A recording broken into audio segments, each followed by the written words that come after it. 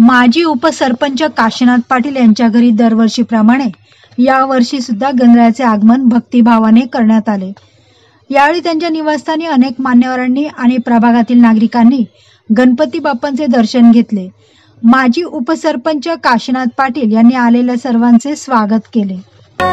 करा कोणाच्या हाताचा माझ्या हाताने घातला होता माझ्या लाडक्या गणाचा, माझ्या हाताने घातला होता माझ्या लाडक्या गणाचा, माझ्या हाताने घातला होता माझ्या लाडक्या गणाचा, माझ्या हाताने घातला होता माझ्या लाडक्या गणाचा, तो चकचक सोन्याचा।